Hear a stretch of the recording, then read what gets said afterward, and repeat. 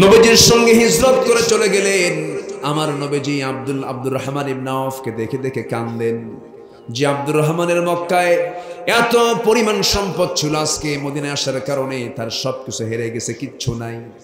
আমার নবীজি একদিন তাকে দেখে কেঁদে কেঁদে ফেলে বলছেন, ওরে আব্দুর রহমান, তুমি কি জানো তোমার সুন্দর যে মক্কায় একটা বিশাল বড় প্যালেস ছিল, বিশাল বড় বাড়ি ছিল, এই বাড়িটা পর্যন্ত আবু জেহেল দখল করে নিয়েছে।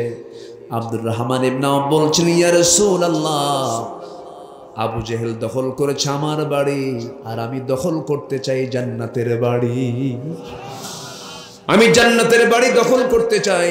রাসূল বলেন, আব্দুর রহমান, তোমার তো খুব কষ্ট হচ্ছে, দেখি তো তোমার জন্য কি করা যায়। এই চিন্তা মাথায় নিয়ে আমার নবীজি এক আনসার সাহাবীকে ডাক দিয়ে বলছেন, আনসার সাহাবী এদিকে আসো। আনসার সাহাবীকে ডাক দিয়ে বললেন, আমার আব্দুর রহমান মক্কার মাটিতে প্রচুর তার সম্পদ ছিল, দেখো তো আমার সাহাবী, দেখো তো আমার আব্দুর রহমানের জন্য কিছু করা যায় নাকি। আনসার সাহাবীর সঙ্গে সঙ্গে আব্দুর রহমানকে সঙ্গে করে নিয়ে ঘোড়ার পিঠে উঠায় নিলেন। মদিনার সবচাইতে বড় বড় দুইটা খেজুর বাগান তাকে দেখায়া দিলেন। দেখায়া দিয়ে বলছেন, ভাই আমার, এই দুইটা খেজুর বাগান আল্লাহ তাআলা আমাকে মালিক বানিয়ে দিয়েছেন, যে বাগানটা তোমার পছন্দ হবে সেই বাগানটা আমি এই মুহূর্তে আমি তোমাকে দান করে দেব। জোরে বলে সুবহানাল্লাহ। আব্দুর রহমান ইবনে আওফ এই কথাগুলো শুনলেন, শোনার সঙ্গে সঙ্গে বলছেন, ভাই আর কি করতে চাও বলো। তিনি বলছেন, ভাই রে, তুমি তো যুবক মানুষ, তোমার তো বিয়ের দরকার, তোমার তো বউ দরকার, কিন্তু আমার জানা মতে এই মদিনার কোনো মেয়ের বাবা তোমার সঙ্গে বিয়ে দেবে না, কারণ তোমার ঘর নাই, বাড়ি নাই, টাকা নাই, পয়সা নাই, এই জন্য কেউ তোমার সঙ্গে বিয়ে দেবে না। অতএব আমি সিদ্ধান্ত নিয়েছি, আমার দুইটা বউ আল্লাহ তাআলা আমাকে দান করেছেন, এই দুইটা বউয়ের যে কোনো একটা বউকে আমি তালাক দেব, সেই তালাক দেওয়ার পর সেই বউটাকে তুমি তোমার বউ বানায় নিবা। আব্দুর রহমান ইবনে আওফ এই সাহাবীর উদারতা দেখে বুকের সঙ্গে তাকে জড়িয়ে ধরে বলছেন, ভাই রে, খেজুর বাগানও লাগবে না, বউ তালাক দেওয়া লাগবে না, ও আমার ভাই, আমার কলিজা ভরে গেছে, তুমি আমার জন্য একটু ব্যবসা দেখিয়ে দাও, বাজার দেখিয়ে দাও। একটা বাজার দেখিয়ে দেওয়া হলো। বাজারটা দেখানোর পর সেখানে সামান্য কিছু ব্যবসা শুরু করলেন। ব্যবসা করে কয়েক রোদিক সোনা কামাই করেছেন। সোনা কামাই করার পর কিছু টাকা পয়সা তার কামাই হলো। একজন মেয়ে দেখতে গেলেন। মেয়ে দেখতে গিয়ে মেয়ে পছন্দ হয়ে গেছে, সবাই কিনে একসঙ্গে বিয়ে শাদী করে নিলেন। বিয়ে শাদী করে নেওয়ার ৩-৪ দিন পর আমার নবীর সামনে তিনি সুন্দর পোশাকে যখন হাজির হয়ে গেছেন, রাসূল বলছেন, আব্দুর রহমান, তোমার গায়ে সুগন্ধ পাচ্ছি, তোমার সুন্দর পোশাক এবং তোমার চেহারার নুরানি ভাব দেখে মনে হচ্ছে তুমি একটা কিছু ঘটাইছো, তুমি বিয়ে করছো নাকি।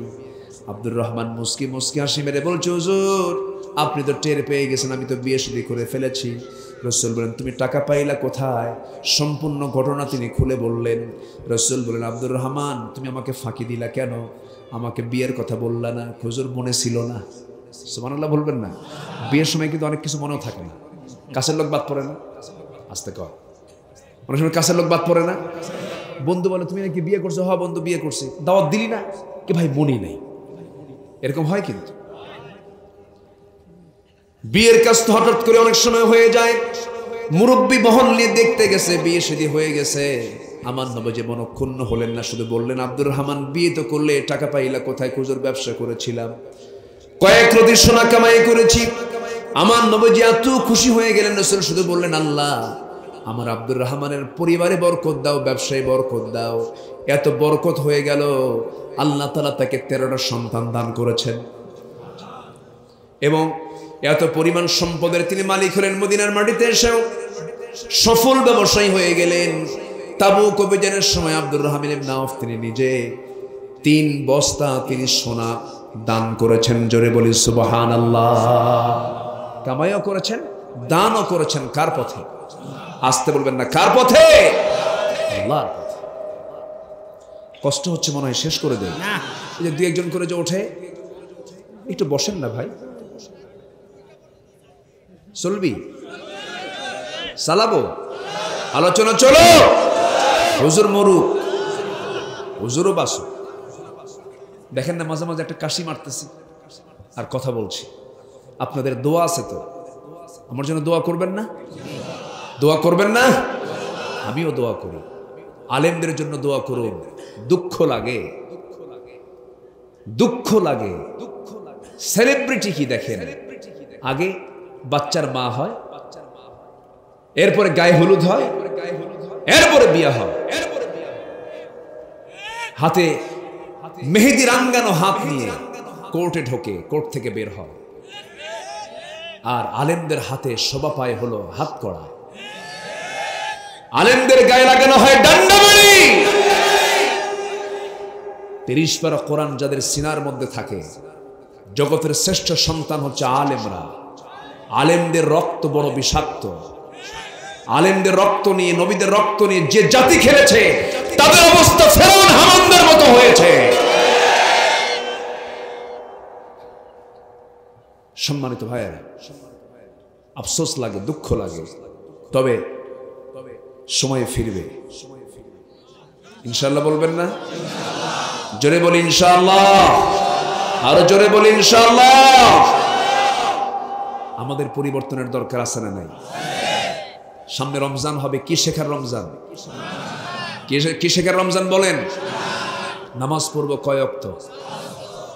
কি পরস্পর কি শত্রু হব না ভাই হয়ে যাব? ওয়াল মুমিনুনা ওয়াল মুমিনাত বা'দুহুম আউলিয়াউ বা'দ। মুমিন পুরুষ এবং মুমিনা নারী হবে পরস্পর পরস্পরের অন্তরঙ্গ বন্ধু। জোরে কান সুবহানাল্লাহ।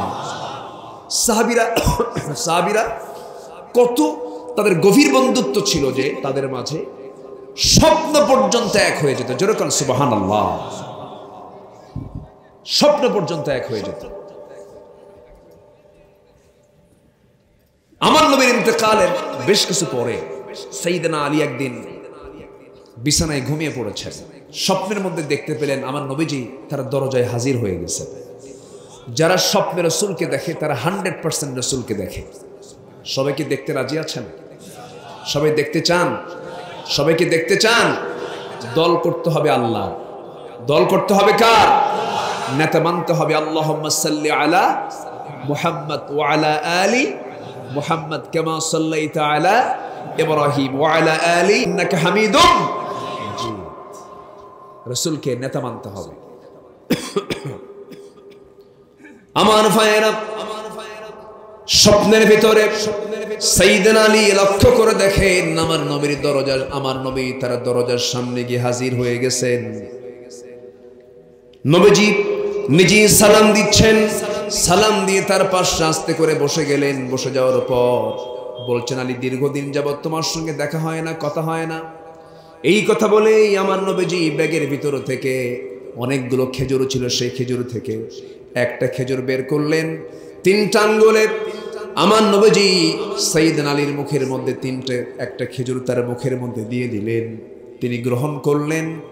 খেতে খেতেই তার ঘুমটা ভেঙে গেল।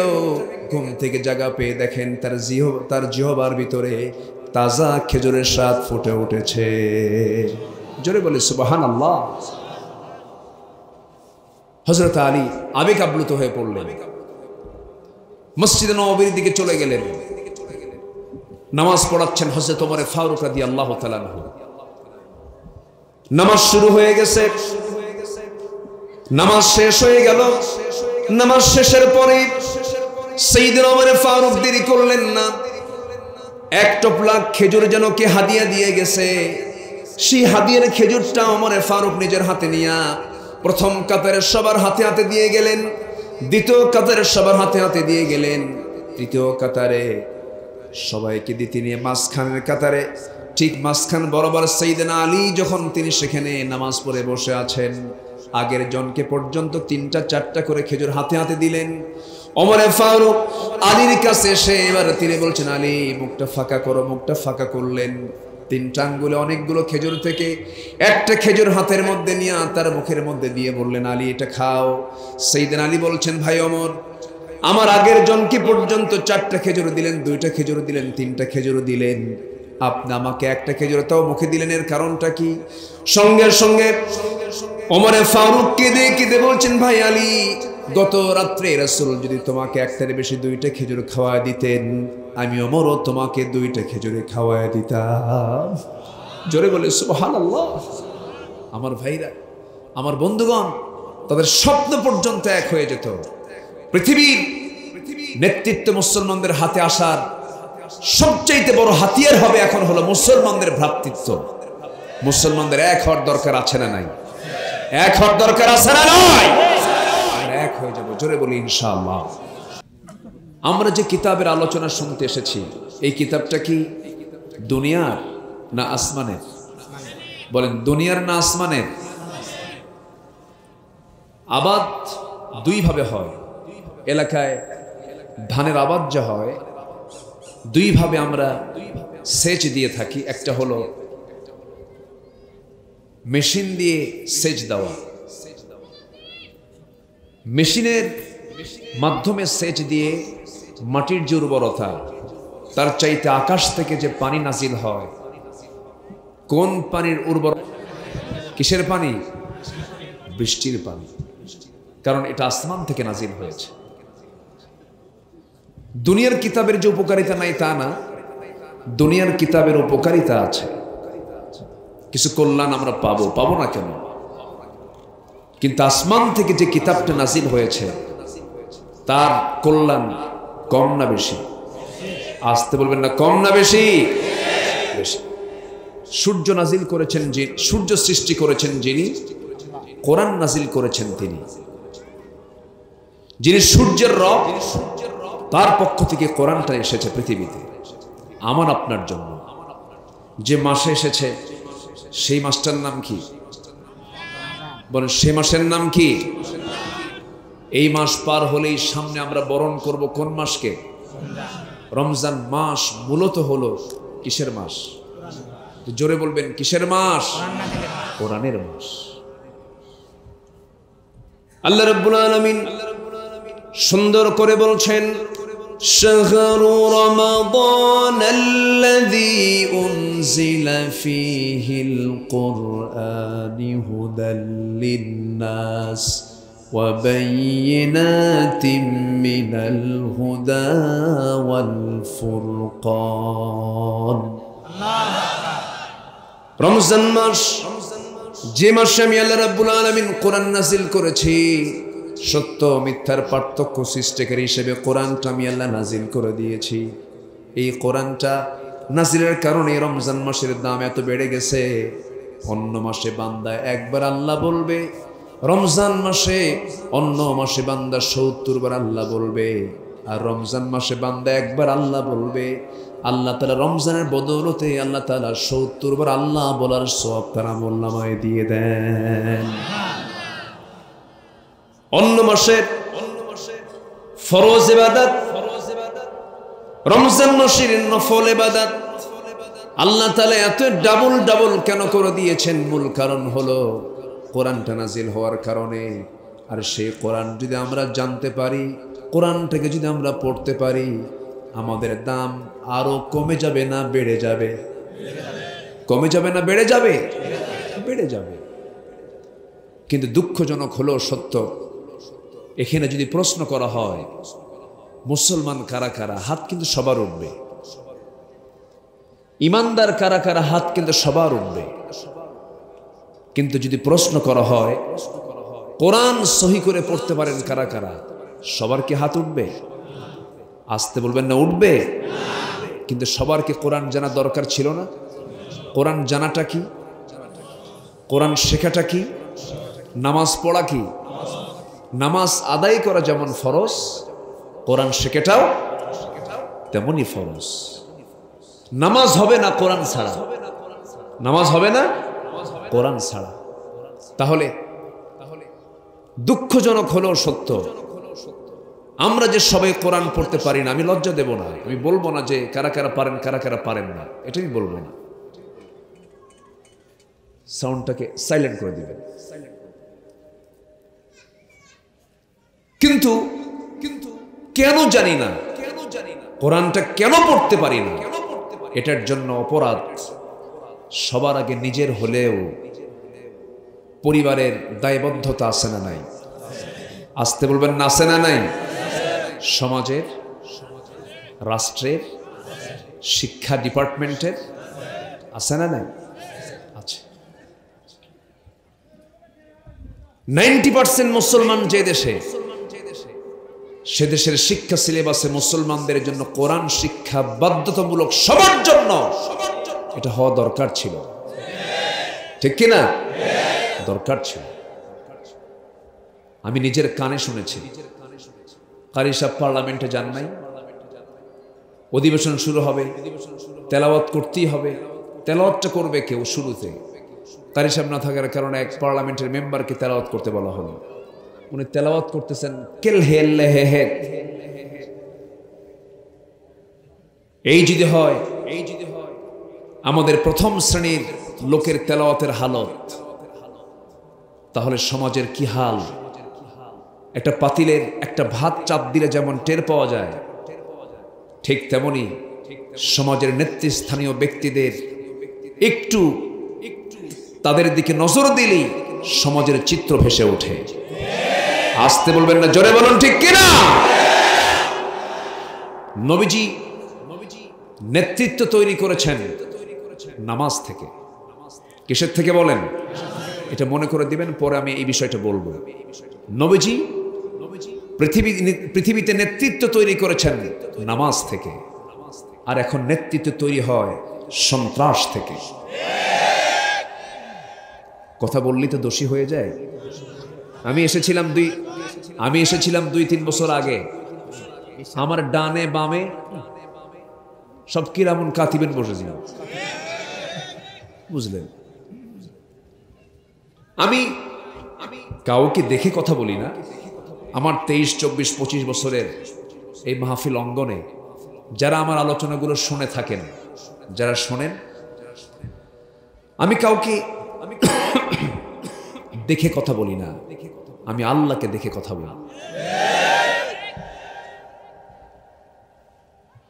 কোরআনের পক্ষে কথা বললে সুদের বিপক্ষে কথা যাবে, কোরআনের পক্ষে কথা বললে মদের বোতলের বিরুদ্ধে কথা যাবে। মদের বোতল নিয়ে আলেমরা থাকে না, নাইট ক্লাবে আলেমরা যায় না।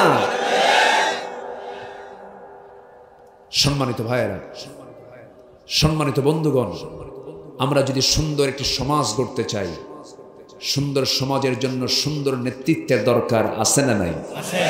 আসতে বলবেন না, আছে না নাই? নামাজি নেতৃত্ব না বেনামাজি নেতৃত্ব? আমাকে একটু বলা হয়েছে, হুজুর আহমিয়াতুস সালাহ, নামাজের গুরুত্ব নিয়ে একটু বলবেন। আজকে স্বাধীনতার 52 বছর, এত আইন পাশ হলো, আজ পর্যন্ত নামাজ নিয়ে কোনো আইন কি পাশ হয়েছে? অনেকে তো এটা বিশ্বাসই করতে পারে না, বলে যেটা কেন হবে, ধর্ম যার যার। তো উত্তর তো দিয়ে দিলেন সবাই। সম্মানিত ভাইয়েরা, সম্মানিত বন্ধুগণ, নামাজ যদি সমাজে চালু না হয়, সমাজ কখনো ভালো হতে পারে না। ইন্নাস সালাতা তানহা আনিল ফাহশাই ওয়াল মুনকার ওয়া যিকরুল্লাহি আকবার। নামাজই হচ্ছে সকল প্রকার ফাহেসা কাজ, অশ্লীল কাজ থেকে মানুষকে বিরত রাখে। নামাজ পড়ে মাত্র 5%, মাত্র 5% মুসলমান আমার দেশে নামাজ পড়ে, আর বাকিগুলোর কোনো খবরই নেই। কোরআনটা পড়তে পারা সবার জন্যই তো ফরজ ছিল। শিক্ষা ডিপার্টমেন্টে উচিত ছিল কোরআনটাকে সংযোজন করা, সেখানে সংযোজন করছে হলো মানুষ নাকি আগে বানর ছিল। মানুষ আগে কি ছিল? তাহলে কার দাদা ছিল কোন তো দেখি, এখানে ছিল? আমার বুঝে আসে না। আমরা সবাই আদম সন্তান, কোরআন বলে দিচ্ছে পৃথিবীর প্রথম মানুষ নবী। প্রথম মানুষ কি? নবী। পৃথিবীর প্রথম মানুষ জ্ঞানী, পৃথিবীর প্রথম মানুষ মহাজ্ঞানী। আমরা হলাম সেই মহাজ্ঞানী আদমের সন্তান। জোরে বলে সুবহানাল্লাহ। ওয়ালাকাদ কাররামনা বানি আদম, আল্লাহ নিজে বলছেন আমি আদম সন্তানকে সম্মান দিয়েছি। মানুষ নাকি আগে বানর ছিল, তো বানর থেকে মানুষ হলো কেমনে? কে বলে ওই গাছের ডালে ডালে চলতে চলতে গাছের ডালের সঙ্গে ঘষা খাইয়া লেজ পড়ে যাইয়া বানর মানুষ হইয়া গিয়াছে। বলেন তো এটা কি সুস্থ মানুষের কথা না মদ খাওয়া লোকের কথা? মদ খাওয়া লোকের কথা। মদ খাওয়া লোক এই জাতীয় কথা বলতে পারে, এটি কোনো ব্যাখ্যা হলো? অথচ আল্লাহ রাব্বুল আলামিন বলেন হুয়াল্লাযী খালাকা লাকুম মা ফিল আরদি জামিআন সুম্মা ইসতাওয়া ইলাস সামা। জোরে বলুন আল্লাহু আকবার। তিনি সেই মহান সত্য যিনি আসমান জমিনে যা কিছু আছে সব তোমার জন্য সৃষ্টি করে দিয়েছেন। তুমি মানুষ, আকাশ তোমার জন্য তিনি বানিয়েছেন ছাদ করে, জমিন তোমার জন্য বানিয়েছেন বিছানা করে, পৃথিবীর সকল মাখলুক তোমার খাদেম বানিয়ে দিয়েছেন। বিশাল বড় সৃষ্টি হাতি, হাতির উপরে মাহত বসে থাকে। মানুষ হাতিকে চালায় না, হাতি মানুষকে চালায়। মানুষ হাতিকে চালায় শক্তির জোরে না, বুদ্ধির জোরে। কিসের জোরে? বুদ্ধির জোরে, জ্ঞানের জোরে। আল্লাহ তাআলা মানুষকে যা দিয়েছেন পৃথিবীর কোন প্রাণীকে তা দেন নাই। পৃথিবীর কোন প্রাণীর কোনো হিসাব হবে না। আল্লাহ বান্দার হিসাবটা নিয়ে নেবেন 16 আনা। 16 আনা এই জন্য বললাম, যারা পারেন ঠোঁট মিলিয়ে বলুন فَمَن يَعْمَلْ مِثْقَالَ ذَرَّةٍ خَيْرًا يَرَهُ وَمَن يَعْمَلْ مِثْقَالَ ذَرَّةٍ شَرًّا يَرَهُ। চুল পরিমাণ, যাররা পরিমাণ যে বান্দা ভালো কাজ করবে তার সে পুরস্কার সেদিন সে দেখতে পাবে। আবার যে বান্দা যাররা পরিমাণ খারাপ কাজ করবে তাও সেদিন সে দেখতে পাবে। কোনো ছোট অপরাধ বাদ পড়বে না, কোনো বড় অপরাধ বাদ পড়বে না, কোনো খারাপ কাজ ভালো কাজ সব কিছু বান্দা সেদিন তার চোখের সামনে দেখতে পাবে। এবং আল্লাহ সেই দিন বলে দিবেন ইকরা কিতাবাকা কাফা বিনাফসিকাল ইয়াওমা আলাইকা হাসিবা। বান্দা তুমি তোমার আমলনামাগুলো পাঠ করো। আজকের বিচারের জন্য পৃথিবীর কারো দরকার নাই। আজকের বিচারের জন্য তুমি বান্দা নিজেই যথেষ্ট। তুমি তোমার ল্যাপটপ খুলে দেখো, তোমার যৌবন তুমি কোন কাজে ব্যয় করেছ, এই দুনিয়াতে তুমি কার নেতৃত্ব মেনেছ, সেই নেতৃত্বের মুখে আমরা জুতা মারি। যে নেতৃত্ব মানতে গিয়ে নামাজের কোনো তাকিদ আসে না, যে নেতা আমাকে নামাজের কথা বলে না, যে নেতার হাতে মদের বোতল পাওয়া যায়, যে নেতা নারী সাপ্লাই দেয়, সে নেতার মুখে আমরা জুতা মারি। ঠিক কিনা? জুতা মারি।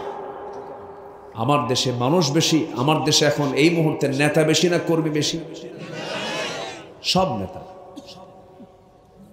কর্মী কোথায়? কর্মী তো নাই, সব নেতা। মসজিদে যান, মসজিদে ইমাম কয়জন? কোনো গন্ডগোল আছে? বাকি সব মুসল্লি। ইমাম রুকুতে গেছে, মুসল্লি যত পাওয়ারফুল হোক, মুসল্লির ক্ষমতা আছে ইমামের রুকুর আগে সে সেজদায় যাবে? নামাজ হবে? হবে না। সেখানে চেইন অফ কমান্ড আছে, নেতৃত্ব আছে। আর মসজিদে কোনো গন্ডগোল হবে না, কারণ সেখানে ইমাম সিলেক্ট, ইমাম একজন আর বাকি সব মুসল্লি। আর এখন আমার দেশে কোনো কর্মী নাই, সব নেতা। সব নেতা, কোনো কর্মী নাই, সব নেতা মঞ্চে উঠছে, মঞ্চ ভাঙ্গে শেষ। ভাঙবে অনেক সন্ন্যাসীতে গাজন নষ্ট, তাই না? অনেক সন্ন্যাসীতে গাজন নষ্ট। কলকিতে টান দিয়ে আরাম পায় না তো, সবাই গাঁজা খায়। কষ্ট পাচ্ছেন নাকি আপনারা? নেতৃত্ব কাউকে নয়, নেতা যদি মানতে হয় একজন হবেন, আমার নেতা তিনি হচ্ছেন মুহাম্মদ সাল্লাল্লাহু। সকল নেতার পথ ছাড়ো, এক নেতার পথ ধরো। রাজি আছেন কারা কারা? হাত উঁচু করে দাও।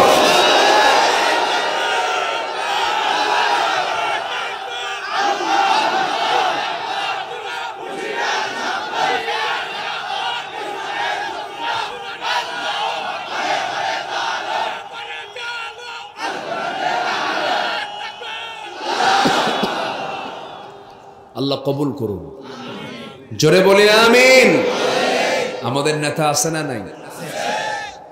আমার নেতা তো তিনি, যার নেতৃত্ব সূর্য যতদিন উদয় হবে আর অস্ত যাবে, আমার নবীর নেতৃত্ব ততদিন পর্যন্ত বহাল থাকবে। তিনি আমার নেতা, যাকে কবরে প্রয়োজন, যাকে মিজানে প্রয়োজন, যাকে পুলসিরাতে প্রয়োজন, যাকে হাসরে প্রয়োজন, যাকে জান্নাতে যেতে প্রয়োজন। ক্ষণিকের সামান্য একটা পদ পদবীর জন্য ঈমান বিক্রি করা যাবে না, ঠিক কিনা বলেন? আমাদের রবকে, আমাদের রবকে, আমাদের নেতাকে মুহাম্মদ সাল্লাল্লাহু, আমাদের দল কি? আরো জোরে, আমাদের জীবন বিধান কি? আমাদের চলার পথ কি? ইসলাম। এই তিনটার ভিতরে যারাই ভাগ বসাতে আসবে, থাপড়ায়া ৩২ দাঁত ভেঙে ফেলা হবে। এখানে কোনো আপোষ করা যাবে না। ঈমান এখানে কি বলেন? এই বিষয়টা কি? ঈমান। ঈমানকে প্রশ্নবিদ্ধ করব এমন কোন কাজ একজন ঈমানদার করতে পারে না। ওরা আবার বলে কি জানেন? আমরাও কোরআন পড়ি, তাহাজ্জুদ পড়ি, 5 ওয়াক্ত নামাজ পড়ি, হজে যাই। সম্মানিত ভাইয়েরা, সম্মানিত বন্ধুগণ, ওরা কোরআন পড়ে, কোরআন বোঝে ওই কানার মতো। এক কানা গেছে মসজিদে নামাজ পড়তে, মাগরিবের ওয়াক্ত, আজান শুরু হয় নাই, কানার সাথে ইমাম সাহেবের কথা চলতেছে। তো কথা বলতে বলতে হঠাৎ করে চরম বাক বিতণ্ডা, তুমুল ঝগড়া। আজান শুরু হয়ে গেছে, নামাজ শুরু হয়ে গেছে। ইমাম সাহেব নামাজের মুসল্লায় দাঁড়ায়া এমন একটা সূরা ফাতিহার পর এমন একটা সূরা বলছে যে সূরার অংশ হলো ওয়া কানা মিনাল কাফিরিন। কানা মনে মনে চিন্তা করে কিছুক্ষণ আগে গন্ডগোল হলো, নামাজের মধ্যে ফতোয়া জারি হলো, আমি কানা কাফের। কি কথা কি বুঝতেছেন? রাগে গোসায় ফেটে পড়ছে, কোনো কিছু না বলে সেদিন সে মসজিদ থেকে চলে গেছে। দ্বিতীয় দিন আবার সে মসজিদে নামাজ পড়তে আসছে। যিনি ইমাম, ওই বেচারের আবার একটা পা নাই, ন্যাংরা সাইজের লোক। ইমামদের আবার পছন্দের কিছু সূরা থাকে। আগের দিন সন্ধ্যার নামাজে যে সূরা, পরের দিন সন্ধ্যার নামাজে সেই সূরাই। যখন বলছে ওয়া কানা মিনাল কাফিরিন, পিছন থেকে কানা লোকমা দিচ্ছে ওয়া লাংরানা মিনাল ফাসিকিন। আমি কানা যদি কাফের হই, তুই ন্যাংরা হলি ফাসিক। সম্মানিত ভাইয়েরা, কোরআন এরকম বুঝলে হবে না, কোরআনকে কোরআনের মতো করে বুঝতে হবে। কোরআন যদি আমরা বুঝি, সমাজে সুদের অঙ্ক কেন কষা হয়, ঠিক কিনা? আমরা অঙ্ক শিখেছি ছোটবেলা, যাকাতের হিসাব দেখে না সুদের হিসাব দেখে? কই কই পাটিগণিত যারা অঙ্ক পড়েছি, গদি লেখা ছিল 100 টাকায় 3 টাকা সুদ হইলে 1000 টাকায় কত টাকা সুদ হয়? কি আমি কি ভুল বলতেছি নাকি? আমরা তো অঙ্ক এরকম শিখি নাই। 100 টাকায় 2.5 টাকা যাকাত আসলে 1 লক্ষ টাকায় কত টাকা যাকাত আসে, আমরা কি এরকম পড়েছি? তাহলে অঙ্ক শিখছি সুদ দিয়া, সুদ তো হবে। গোড়ায় ভুল, গোড়ায় ভুল, গোড়াকে ঠিক করতে হবে মুসলমান। গোড়াকে ঠিক করতে গেলে কিছু ইট খোয়া হয়ে যাবে, কিছু ইট কি হবে? খোয়া হয়ে যাবে। বিল্ডিং এমনি ওঠে না, কিছু ইটকে খোয়া বানাতে হবে। সেই খোয়ার সাথে চুন, সুরকি, সিমেন্ট, বালু, লোহা আর সিসি দিয়ে যত গভীর ভিত্তি আমরা রচনা করব, ভিত যত মজবুত হবে, বিল্ডিং তত উঁচু হবে। ঠিক তেমনি ইসলামের এই বিশাল বড় বিজয়ে যদি আমরা আনতে চাই, প্রথমে কিছু জীবন যাবে গোড়ায়, ঠিক কিনা? কিছু জীবন চলে যাবে। এই দেশ তেমনি এমনি স্বাধীন হয় নাই।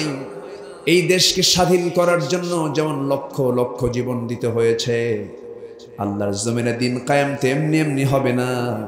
প্রয়োজনে জানমাল যদি দিতে হয়, সবাইকে রাজি আছেন? সবাই রাজি আছেন তো? জোরে বলি ইনশাআল্লাহ। আল্লাহ কবুল করুন, জোরে বলি ইনশাআল্লাহ। আমরা কার রহমত পেতে চাই? আসতে বলবেন না, কার রহমত পেতে চাই? আল্লাহ বলছেন 4টা কাজ করে আসো। কয়টা কাজ করে আসো? 4টা কাজ করে আসো। সূরা তওবা, সূরার নাম কি? তওবা। তওবা মানে কি? আমি একটু মাঝে মাঝে ঘন ঘন একটু পানি খাচ্ছি, কেন জানেন? এই যে ঠান্ডা গরম, আমাদের তো কোনো ছুটি নাই, ডাক্তারের যেরকম কোনো অসুখ নাই, আমাদের কোনো অসুখ বিসুখ নাই। যদি কমিটিকে বলি ভাইজান আজকে না গেলে হয় না, খুব অসুস্থ, হুজুর ওয়াজ করার দরকার নেই, আপনি এসে শুধু বসে থাকবেন, তাও আসেন। অনেকদিন আগে কক্সবাজার মাহফিল, তো আমার আব্বা খুব অসুস্থ। বললাম ভাইজান আমার আব্বা খুব অসুস্থ, দয়া করে আমাকে রুখসত দেন, আমি চলে যাব। কয়েকদিনের সফরে গেছি। হুজুর একটা কথা বলে, যদি মারাই যায় ফ্রিজে রাখার যে বিল তাও দেবো আমরা। দেখছেন কথার সাইজ, দেখে কথা কি বুঝতেছেন? মালাকুল মউত না আসা পর্যন্ত আমাদের কোনো ছুটি নেই। তো যাই হোক, আপনাদের এই চাঁদ মাখা মুখ আল্লাহ পাক আমাকে আবার দেখালেন। আল্লাহ যেন এই সম্পর্ক যেন হাসর পর্যন্ত গড়ায় দেন, এই আশা করি না আমরা সবাই? এই আশা করি তো? আমাদের সম্পর্ক তো আখিরাতের সম্পর্ক। এই দুনিয়ার সম্পর্ক, এই ক্ষণিকের সম্পর্ক আমরা দেখতে চাই না। আমরা জান্নাতের বাজারে একসঙ্গে থাকতে চাই। জোরে বলি ইনশাআল্লাহ। জান্নাতে কিন্তু বাজারও বসবে। আচ্ছা, হাটের দিকে নেশা আছে না? নাই? হাটের নেশা আছে না? হাটে না গেলে কিন্তু ভালো লাগে না। মঙ্গলবার, বুধবার, শনিবার না আসলে না, হাটে না যেতে পারলে কি ভালো লাগে? হাটটা কত জরুরি একটু আমরা টের পাইছিলাম হলো করোনার সময়। ঠিক আছে, খালি পুলিশ খেলে ধাওয়া করে, যাওয়া যাবে না, বাজারে বসা যাবে না। সেই সময় টের পাইছি যে হাটের কি আকর্ষণ, বাজারের কি আকর্ষণ। তো জান্নাতে বাজার বসবে, বলি আলহামদুলিল্লাহ। দেখা হবে একে অপরের সাথে। আল্লাহ তুমি আমাদেরকে সেই হাটে বাজারে এক হওয়ার তৌফিক দাও। জোরে বলি আমিন। কোরআন না পড়লেও হবে, কোরআন পড়তে হবে তো নাকি? নামাজ না পড়লেও হবে। 1 নাম্বার আমার আপনাদের কাছে আমার আবদার, আপনাদের কাছে আমার আরজ, জোর দাবি এটা আমার। আমি মাহফিলের একজন মেহমান হিসেবে আমার একটা দায়িত্ব আছে। সবার কাছে আমার 1 নাম্বার আমার জোর আরজ আমি রেখে যাচ্ছি, সেটা হলো আগামী রমজান হবে কোরআন শেখার রমজান। আওয়াজ কিন্তু খুব স্লো হয়ে গেছে, দেখছেন? আগামী রমজান হবে আমাদের কোরআন শেখার রমজান। জোরে বলি ইনশাআল্লাহ। ভয় পেলেন নাকি? কোরআন কি কঠিন? ছোট্ট 4 বছর বয়স, 30 পারা কোরআন মুখস্থ। আপনি বলবেন যে আমি পারি না। পারেন না কেন? এটাও দোষ। পারবেন না কেন? দেখার জন্য চোখ কে দিয়েছেন? শোনার জন্য কান কে দিয়েছেন? বোঝার জন্য জ্ঞান কে দিয়েছেন? না জানলেও দোষ। আমার ভাইয়েরা, মুরব্বির বয়স 60 বছর হয়ে গেছে। মুরব্বি কি বলি, মুরব্বি কোরআনটা পড়া শিখেন। মুরব্বি বলে বাবা মুখে আসে না, পড়বো কেমনে? কিন্তু চাচাকে যখন বলা হয় চাচা উল্লাপাড়া পৌরসভার সামনে ওই যে 10% একটা জায়গা আছে, ওই জায়গার দাগ নাম্বার কত? 83। কথা কি বুঝতেছেন? দাগ নাম্বার টনটনা মুখস্থ আছে। যখন বলা হয় চাচা, মাঝে মাঝে আপনাকে সিরাজগঞ্জের কোর্টের বারান্দায় দেখি ফাইল নিয়ে দৌড়াদৌড়ি করেন। সকাল বিকালে এই যে দৌড়াদৌড়ি করেন, বুড়া মানুষ কষ্ট হয় না? মুরব্বী বলে, বাবা আমি তো আসতেই চাই না, কিন্তু সপ্তাহে 2 দিন করে আমাকে আসতে হয়। 10 বিঘা জমির মামলা চলে। এই 10 বিঘা জমির মামলার নিষ্পত্তি সামনে হবে, কাম সামনে, একটা ফায়সালা হয়ে যাবে, রায় হয়ে যাবে। কিন্তু মাঝে মাঝে আমার উকিল বোঝে না, উকিলকে একটু বুদ্ধি দিয়ে যায়। উকিল কি বুদ্ধি দেওয়ার জ্ঞানও আছে।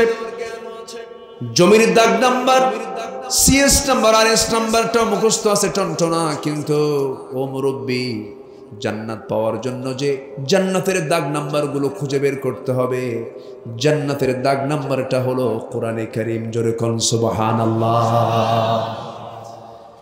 এর মধ্যে জান্নাতের দাগ নাম্বার আছে। আল্লাহ রাব্বুল আলামিন সর্বনিম্ন যে জান্নাতটা দিবেন, সেই সর্বনিম্ন জান্নাতটা হবে 10টা পৃথিবীর মতো একটা জান্নাত। কয়টা পৃথিবী? 10টা পৃথিবী। সামান্য ক্ষণিক দুনিয়ার জন্য আমরা কি স্বপ্ন দেখি। সর্বনিম্ন জান্নাত হবে 10টা পৃথিবীর মতো একটা জান্নাত। আগে মনে মনে চিন্তা করতাম, এতগুলো জায়গা আল্লাহ পাবো কোথায়, এরকম চিন্তা করতাম। কিন্তু এখন আবার চিন্তা করি, আপনি নুরুল ভাই না? আলহামদুলিল্লাহ। তা আপনি দাঁড়িয়ে রাখবেন না? আমি তো আপনার দিকে তাকাই নাই। তো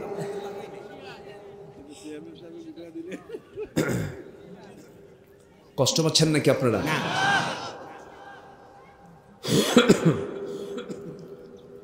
আগে চিন্তা করতাম, একজন ব্যক্তিকে যদি 10টা পৃথিবীর মতো একটা জান্নাত দেওয়া হয়, এত জায়গা কোথায় আল্লাহ?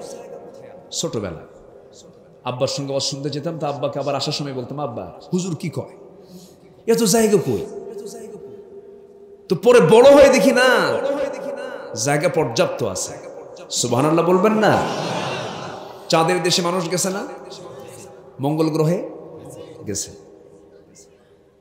মানুষ, চাঁদের দেশে চাঁদ দেখেছে, মঙ্গল গ্রহে দেখেছে। এখন ওই মানুষ যদি চিন্তা করে আমরা একটু তারকার দেশে যাব, তারকা কি আরো কাছে না আরো দূরে? আরো দূরে। এই যে একটা সূর্য, আল্লাহর ম্যানেজমেন্ট দেখেন। এই পৃথিবী, এই যে 228টি দেশ নিয়ে, 228টি দেশ নিয়ে একটা পৃথিবী। এই পৃথিবীকে আলো দেওয়ার জন্য আল্লাহ তাআলা কত বড় সূর্য ব্যবহার করছেন দেখেন, কত বড় সূর্য। এই সূর্যটা এত বড় যে এরকম পৃথিবী 13 লক্ষ জোড়া দিলে 13 লক্ষ পৃথিবী সমান একটা সূর্য।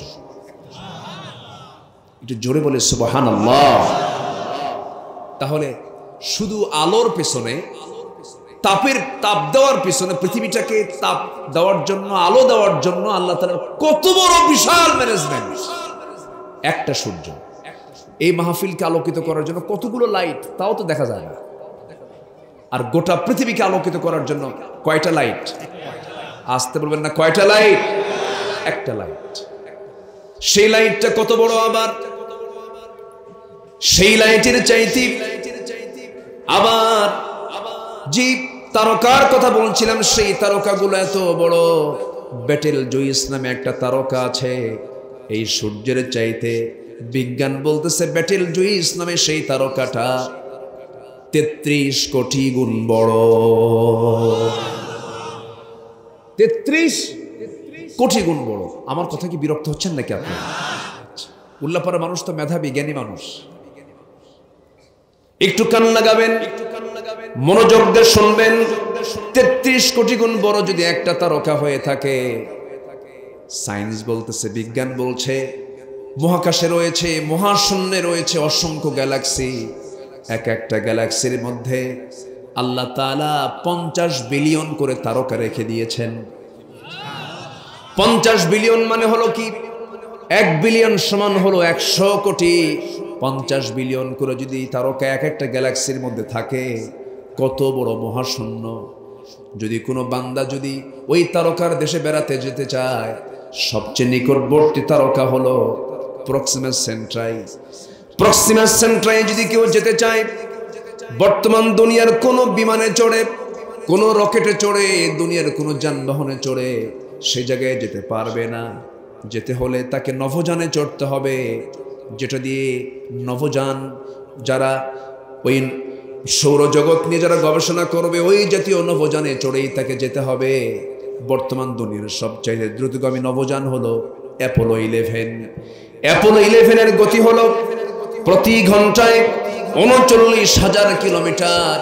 39,000 কিলোমিটার বেগে প্রতি ঘন্টায় এই একটা নভোযানে চড়ে যদি অ্যাপোলো 11-এ চড়ে যদি কেউ রওনা দেয়, সেই প্রক্সিমা সেন্টারাই নামক সেই তারকার দেশে পৌঁছতে তার সময় লেগে যাবে 1,15,000 বছর মাত্র।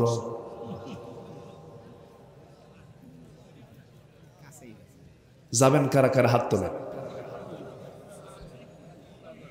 সম্ভব? আসতে কর সম্ভব? আল্লাহর কি জায়গা আছে? আসতে কর আছে, আছে জায়গা আছে। ব্রেন খেলে আর মাথা খেলে না। আল্লাহ আল্লাহ আল্লাহ কত মহান, আল্লাহ কত মহান। আল্লাহ কোরআনটা পড়তে পারি না, নামাজটা পড়ি না, আমরা পোড়া কপাল হয়ে যাচ্ছি। আমাদের এই শ্রেষ্ঠত্বকে টিকে রাখার দরকার আছে না নাই? আছে। আমার নবীজি প্যালেস্টাইনের বাইতুল মুকদ্দাসে দাঁড়ায় আছেন। জিবরিল আমিন লক্ষ্য করছেন সমস্ত পয়গম্বরকে আল্লাহ তাআলা হাজির করেছেন সেদিন মসজিদে। যেরকম সুবহানাল্লাহ। সমস্ত নবীরা একে অপরকে দেখাদেখি করছেন। আমার নবীজি জাতির পিতা ইব্রাহিম আলাইহিসসালামকে বারবার লক্ষ্য করছেন, আদম আলাইহিসসালামকে লক্ষ্য করছেন। নামাজ শুরু হয়ে যাবে, দুরাকাত নামাজ পড়াবেন কে, এই নিয়ে সবাই সবার দিকে তাকায় থাকে। সামনে ইমামের মুসল্লাটা ফাঁকা পড়ে আছে। সঙ্গে সঙ্গে জিবরাইল আলাইহিসসালাম আমার রাসূলকে লক্ষ্য করে হাতটা ধরে বলছেন, আল্লাহর হাবিব, এই আজকে ইমামের মুসল্লায় কেউ দাঁড়াবে না, সমস্ত নবীদের ইমামতের দায়িত্ব আজকে আপনি বিশ্ব নবী পালন করবেন। জোরে বলি সুবহানাল্লাহ। সেই রাসূলকে নিয়ে আমার দেশে বাজে কথা বলা হয়। কয়েকদিন আগে তাসলিমা নাসরিন নামে এক জাহান্নামের কীট, সে বলেছে তোমাদের নবী মুহাম্মদ মদিনার মাটিতে পৌঁছে গেছে, গলে গেছে। আল্লাহর পয়গম্বরদের দেহ মোবারক মাটি কখনো খেতে পারে না, খেতে পারবে না। আল্লাহ তাআলা হারাম করে দিয়েছে, মাটি গ্রাস করতে পারবে না, এটা আল্লাহর ওয়াদা। অথচ বলে ফেলতেছে তোমাদের নবী মুহাম্মদ মদিনার মাটিতে পৌঁছে গেছে, গলে গেছে। রাসূলকে নিয়ে বাজে কথা বলা হয়, রাসূলকে নিয়ে বাজে মন্তব্য করা হয়। রাসূল এতগুলো বিয়ে করলেন কেন?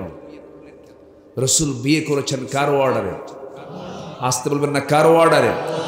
তার প্রথম বিয়েটা ছিল যে নারীকে, সেই নারী নবীর চাইতে বয়সে কম না বেশি? শুধু বেশি না, অনেক বেশি। এবং আম্মাজান খাদিজার জীবদ্দশায় রাসূল সেকেন্ড কোনো বিয়ে করেন নাই। অথচ সেই সময় চলে গেছে তার 50 বছর, 49 বছর তিনি ক্রস করেছেন, বিয়ে করেন নাই। রাসূল বলতেন মাঝে মাঝে, আমার খাদিজা যদি আমার বাকি জীবনের আরো 14টা বছর থেকে যেত, আল্লাহ তাআলা আমাকে সেকেন্ড কোনো নারীকে বিয়ে করার অর্ডার দিতেন না। তাহলে আমার নবীজির বিয়ের ইঙ্গিতটা ছিল একমাত্র কার হুকুম? আসতে বলবেন না, কার হুকুম? না জেনে না শুনে আমার দেশের কিছু কুলাঙ্গারেরা রাসূলকে নিয়ে বাজে কথা বলে। আমরা সাবধান করে দিতে চাই, 16 কোটি 18 কোটি তৌহিদি জনতার বাংলাদেশে,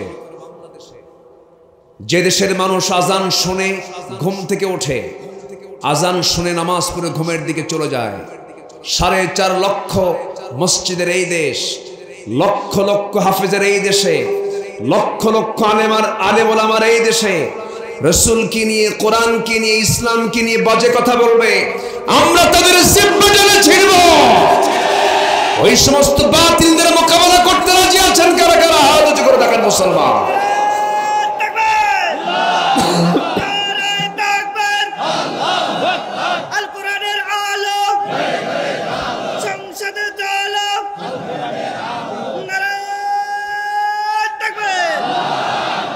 আল্লাহ কবুল করুন, জোরে বলি আমিন।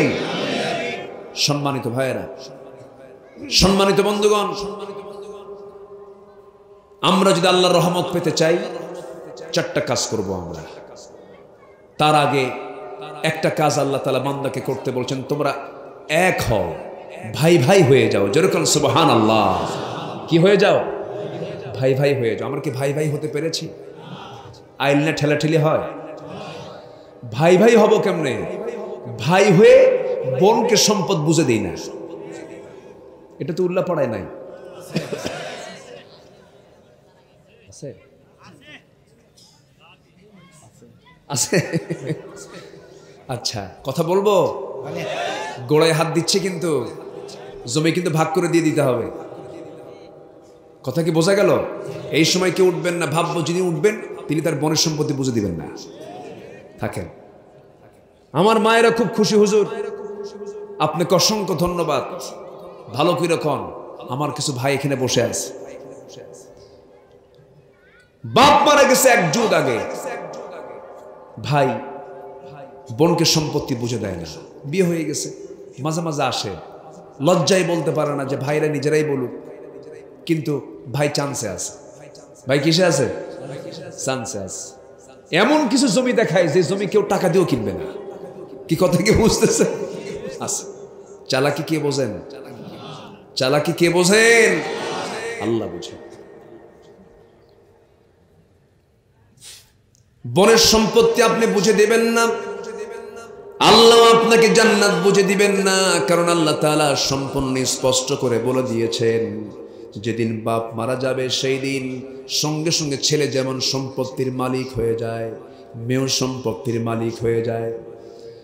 আদর্শ ভাইয়ের দায়িত্ব হলো, যেদিন বাপ মরে গেছে সেই দিনের পরেই জরুরি একটা বৈঠক ডাক দিয়ে সবাইকে বসে নিয়ে বলতে হবে, শোনো আমার বোনেরা, তোমরা তোমাদের অংশটা বুঝে নাও, আমরা আমাদের অংশটা বুঝে নেই। হায়াত মওতের কথা বলা যায় না, বরঞ্চ তা না দিয়া এক যুগ পার হয়ে যায়। ভাই তার বোনকে বুঝায় দেয় না, বোন লজ্জায় কিছু বলতে পারে না, মাঝে মাঝে একটু দাওয়াত দিয়ে খাওয়ায়, দামি দামি একটু বাজার টাজার কইরা পোলাও, কোরমা, বিরিয়ানি, জর্দা, দই, মিষ্টি এগুলো খাওয়ায়। 7 দিন 8 দিন করে বোনকে রাখে, দাওয়াত দিয়ে খাওয়ায়, কিন্তু লক্ষ্য একটাই, সে সম্পত্তি দেবে না। আস্তে করে পাশে বসে আবার ওয়াজও করে, মাঝে মাঝে বলে, বোন একটা কথা বলি কি, অংশ নিলে কিন্তু ধ্বংস হয়। কি ওয়াজটা দিল দেখেন, অংশ নিলে নাকি ধ্বংস হয়ে যায়। এটি কি কোরআন থেকে ওয়াজ না শয়তান থেকে ওয়াজ? শয়তান থেকে ওয়াজ। না, না করা যাবে না। আপনি 10 বিঘা জমি আপনার বোনরা পাবে, সেই 10 বিঘা জমি আপনি খেলেন, আপনি সেখানকার ধানাবাদ করে গোলায় তুললেন, সম্পূর্ণ হারাম খাদ্য আপনার পেটে উঠে গেল। কখনোই তা করা যাবে না। এতিমের মাল মেরে খাওয়া যাবে না, জনগণের মাল মেরে খাওয়া যাবে না। আমার দেশে বহু চেয়ারম্যান এমন আছে, গভর্নমেন্ট বয়স্ক ভাতার ব্যবস্থা করেছে, বিধবা ভাতার ব্যবস্থা করেছে, কিন্তু বিধবা ভাতার তালিকায় দেখা যায় চেয়ারম্যানের বউ হলো 1 নাম্বার। চেয়ারম্যান তাজা থাকা অবস্থায় বিধবা হয় কেমন? কি কথা কি বুঝতেছেন? এগুলো তো হওয়ার কথা ছিল না। আরেকটা প্রশ্ন আপনাদেরকে করতে চাই, বলুন সবাই, আমার দেশে মানুষ বেশি না চোর বেশি? হ্যাঁ, চোর বেশি। কোথায় মানুষ? কোথায় মানুষ তো দেখি না। টাউনের মসজিদগুলোতে নামাজ পড়া যে কি টেনশনের কারণ, যদি নতুন জুতা হয়, নতুন জুতা আপনি যদি নিয়ে মসজিদে যান, আর জুতাটা যদি কোনোভাবে হয়তো সামনে রাখার জায়গা পান নাই, পিছনে কোথাও রেখে দিয়েছেন, কোনো আড়ালে কোথাও চিপায় সুপায় রাখছেন, নামাজ পড়তেছেন, কিন্তু জুতা আপনার পিছনে, সেজদায় জিয়ার তসবিহ হবে না, খালি মনে হবে জুতা আছে তো। আমি কি ভুল বলছি? আমার দেশের মসজিদে সামান্য জুতার সিকিউরিটি নাই। বাজারে যাবেন, সাইকেল রেখে শুধু এই দিকে তাকাইছেন, সাইকেল নাই।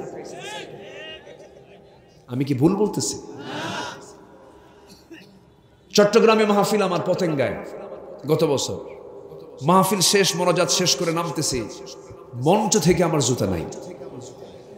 কি বুঝলেন? আমার জুতা নেই। এমন ওয়াজ শুনছে, মোহাব্বতে জুতা নিয়ে চলে গেছে। কোথায় যাবেন আপনি? সম্মানিত ভাইয়েরা, এই হলো সমাজের চিত্র। ভাই বোনকে ঠকায়, ভাই ভাইকে ঠকায়।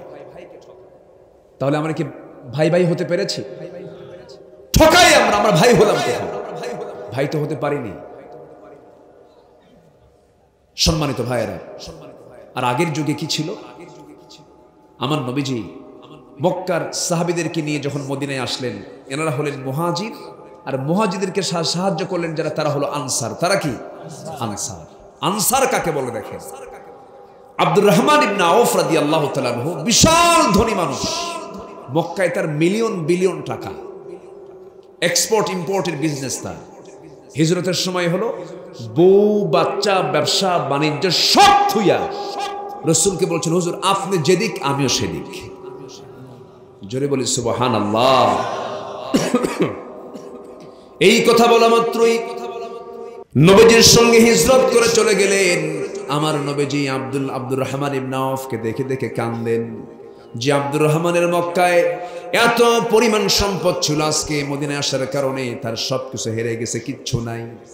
আমার নবীজি একদিন তাকে দেখে কেঁদে কেঁদে ফেলে বলছেন, ওরে আব্দুর রহমান, তুমি কি জানো তোমার সুন্দর যে মক্কায় একটা বিশাল বড় প্যালেস ছিল, বিশাল বড় বাড়ি ছিল, এই বাড়িটা পর্যন্ত আবু জেহেল দখল করে নিয়েছে।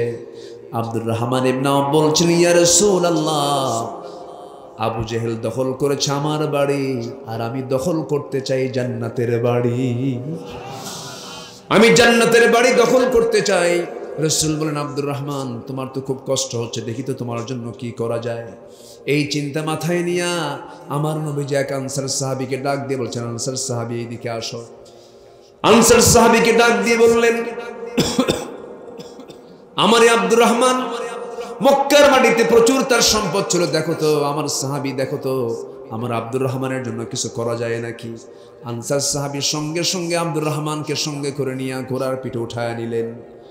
মদিনার সবচাইতে বড় বড় দুইটা খেজুর বাগান তাকে দেখায়া দিলেন।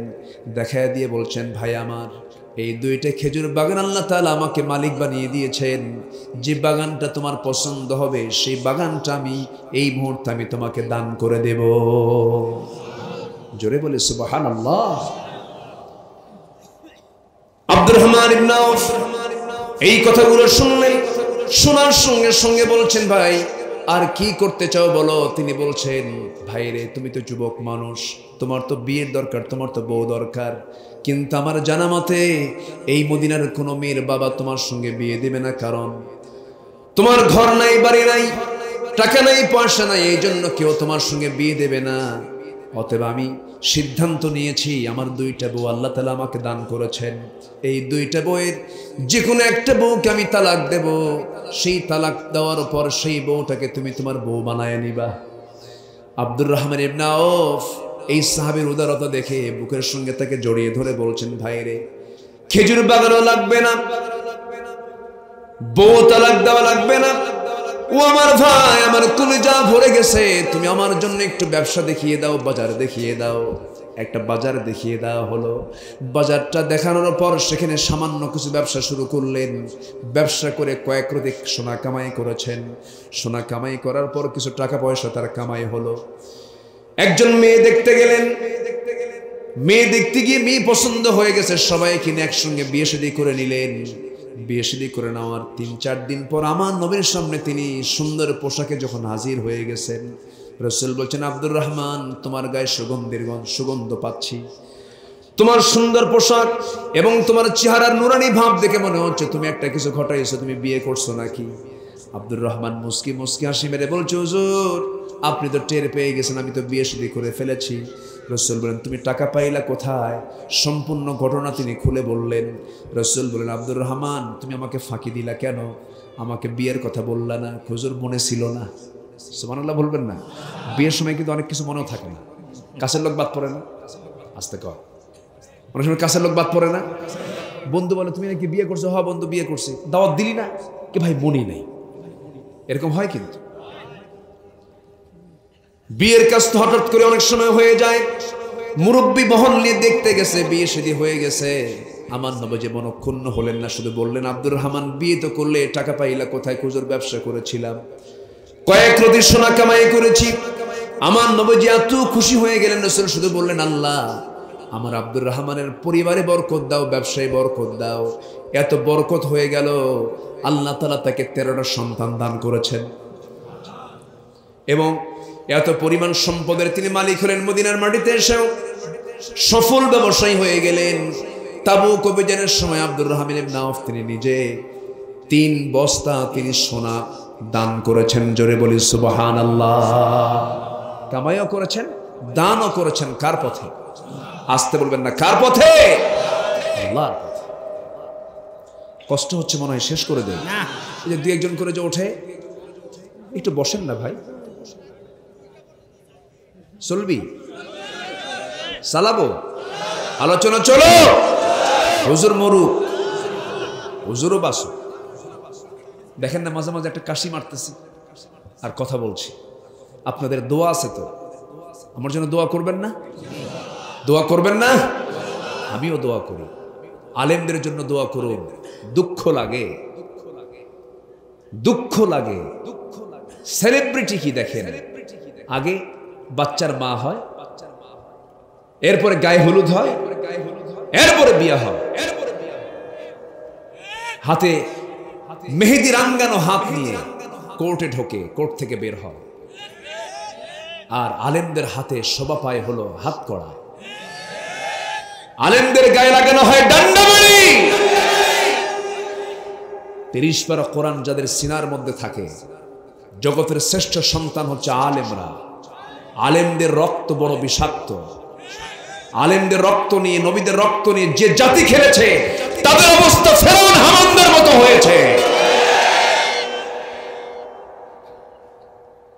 সম্মানিত ভাইয়েরা, আফসোস লাগে, দুঃখ লাগে, তবে সময় ফিরবে ইনশাআল্লাহ। বলবেন না? জোরে বলি ইনশাআল্লাহ। আরো জোরে বলি ইনশাআল্লাহ। আমাদের পরিবর্তনের দরকার আছে না নাই? সামনে রমজান হবে, কি শেখার রমজান? কি শেখার রমজান বলেন? নামাজ পড়ব কয় ওয়াক্ত? কি পরস্পর কি শত্রু হব না ভাই হয়ে যাব? ওয়াল মুমিনুনা ওয়াল মুমিনাত বা'দুহুম আউলিয়াউ বা'দ। মুমিন পুরুষ এবং মুমিনা নারী হবে পরস্পর পরস্পরের অন্তরঙ্গ বন্ধু। জোরে কান সুবহানাল্লাহ। সাহাবীরা কত তাদের গভীর বন্ধুত্ব ছিল যে তাদের মাঝে স্বপ্ন পর্যন্ত এক হয়ে যেত। জোরে কান সুবহানাল্লাহ। স্বপ্ন পর্যন্ত এক হয়ে যেত। আমার নবীর ইন্তেকালের বেশ কিছু পরে সাইয়েদনা আলী একদিন বিছানায় ঘুমিয়ে পড়েছেন। স্বপ্নের মধ্যে দেখতে পেলেন আমার নবীজি তার দরজায় হাজির হয়ে গেছে। যারা স্বপ্নে রাসূলকে দেখে তারা 100% রাসূলকে দেখে। সবাইকে দেখতে রাজি আছেন? সবাই দেখতে চান? সবাইকে দেখতে চান? দল করতে হবে আল্লাহ। দল করতে হবে কার?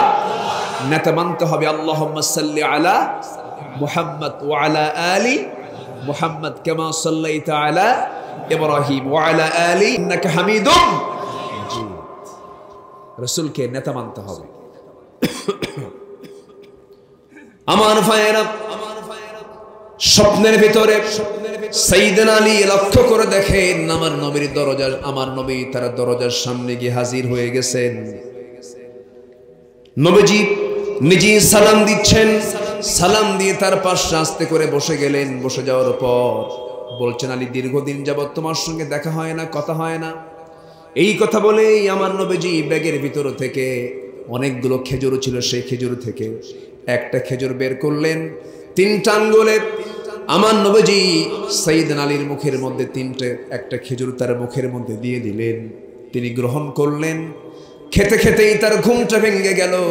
ঘুম থেকে জাগা পেয়ে দেখেন তার জিহবার ভিতরে তাজা খেজুরের স্বাদ ফুটে উঠেছে।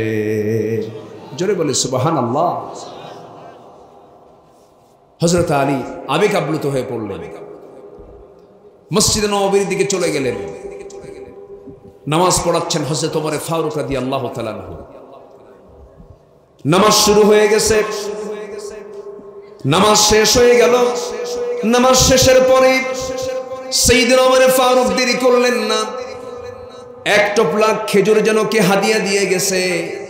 সেই হাদিয়ার খেজুরটা ওমর ফারুক নিজের হাতে নিয়ে প্রথম কাতারের সবার হাতে হাতে দিয়ে গেলেন। দ্বিতীয় কাতারের সবার হাতে হাতে দিয়ে গেলেন। তৃতীয় কাতারে সবাইকে দিতে নিয়ে মাঝখানের কাতারে ঠিক মাঝখান বরাবর সাইয়েদনা আলী যখন তিনি সেখানে নামাজ পড়ে বসে আছেন, আগের জনকে পর্যন্ত 3টা 4টা করে খেজুর হাতে হাতে দিলেন। ওমরে ফারুক আলীর কাছে এসে এবার তিনি বলছেন, আলী মুখটা ফাঁকা করো। মুখটা ফাঁকা করলেন। 3 আঙ্গুলে অনেকগুলো খেজুর থেকে একটা খেজুর হাতের মধ্যে নিয়ে তার মুখের মধ্যে দিয়ে বললেন, আলী এটা খাও। সাইয়েদনা আলী বলছেন, ভাই ওমর, আমার আগের জনকে পর্যন্ত 4টা খেজুর দিলেন, 2টা খেজুর দিলেন, 3টা খেজুর দিলেন, আপনি আমাকে একটা খেজুর তাও মুখে দিলেন, এর কারণটা কি? সঙ্গে সঙ্গে ওমরে ফারুক কেঁদে কেঁদে বলছেন, ভাই আলী, গত রাত্রে রাসূল যদি তোমাকে একটার বেশি 2টা খেজুর খাওয়া দিতেন, আমি ওমরও তোমাকে 2টা খেজুর খাওয়া দিতাম। জোরে বলে সুবহানাল্লাহ। আমার ভাইরা, আমার বন্ধুগণ, তাদের স্বপ্ন পর্যন্ত এক হয়ে যেত। পৃথিবীর নেতৃত্ব মুসলমানদের হাতে আসার সবচেয়ে বড় হাতিয়ার হবে এখন হলো মুসলমানদের ভ্রাতৃত্ব। মুসলমানদের এক হওয়ার দরকার আছে না নাই? এক হওয়ার দরকার আছে না নাই? আমরা এক হয়ে যাব, জোরে বলি ইনশাআল্লাহ। নামাজ 5 ওয়াক্ত পড়বেন, কারা কারা একটু হাত তুলে দেখেন তো দেখি। জোরে বলি ইয়া আল্লাহ, আরো জোরে বলি ইয়া আল্লাহ।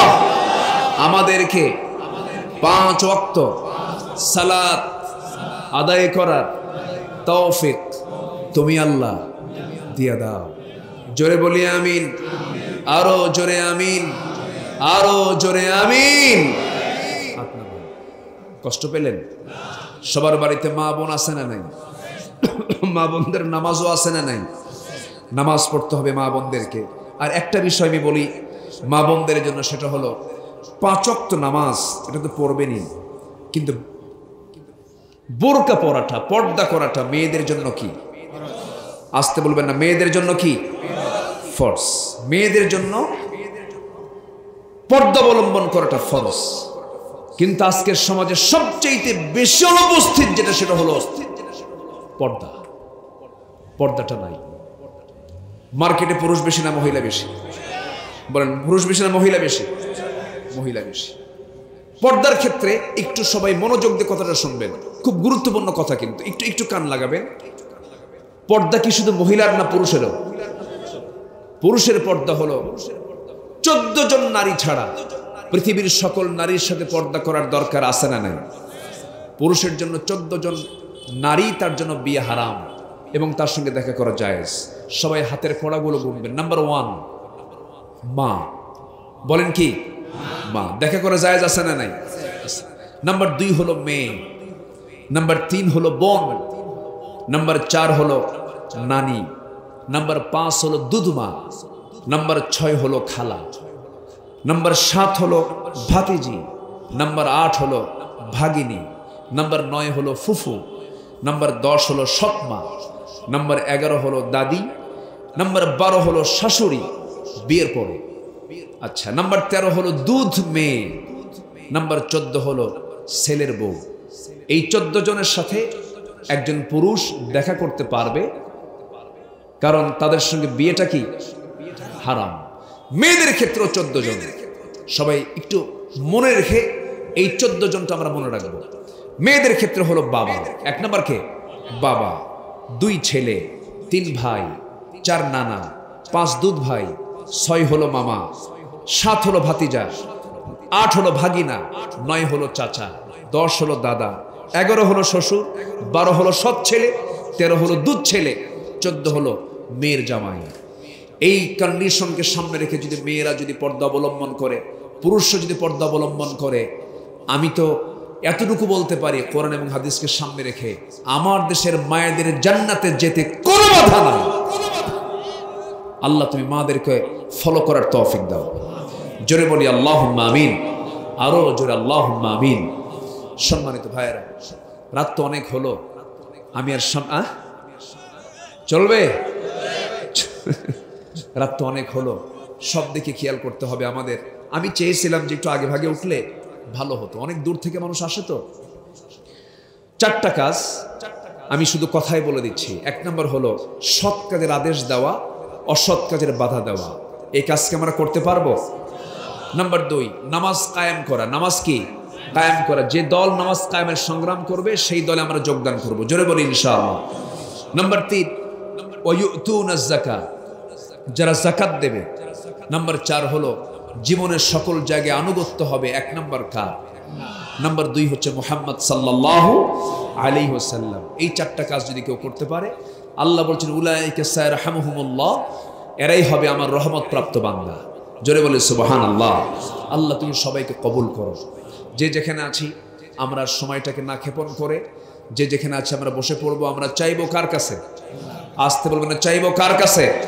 নামাজের মতো করে বসি, আমরা সবাই নামাজের মতো করে বসি।